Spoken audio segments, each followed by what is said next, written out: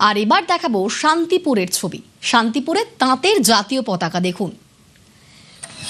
নদিয়ার ফুলিয়ায় অভিনব উদ্যোগ তাঁত শিল্পীদের। কাপড় কেটে সেলাই করে তৈরি পতাকা, সুতির সুতো দিয়ে নিখুঁতভাবে তৈরি তিরঙ্গা পতাকা।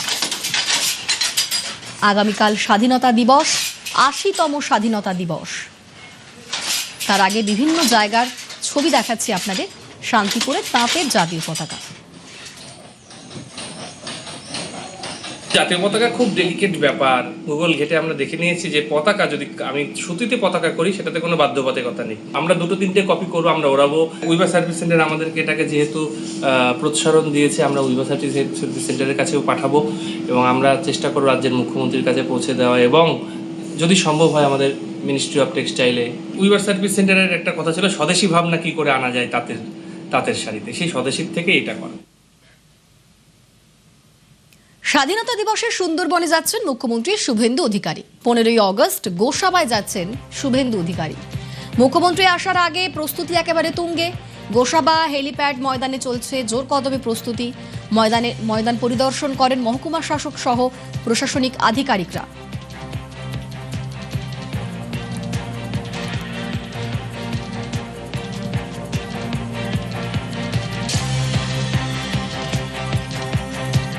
গোসাবার মানুষ অত্যন্ত আনন্দিত, গর্বিত।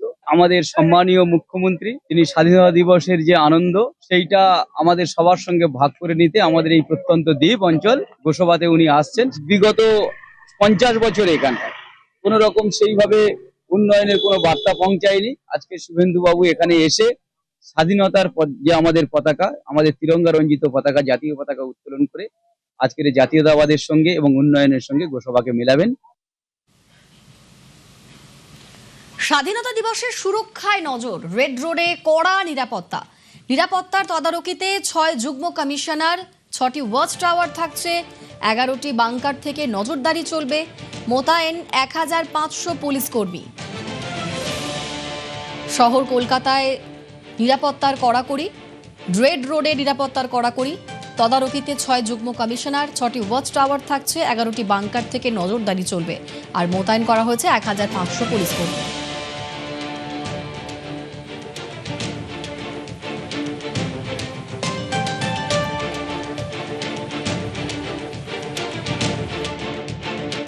এইখানে আমাদের প্রতি বছরই বিভিন্ন রকম হয়, ওয়াচ টাওয়ার করা হয় এবং ওয়াচ টাওয়ারে আমাদের কমান্ডো বাহিনী থাকে।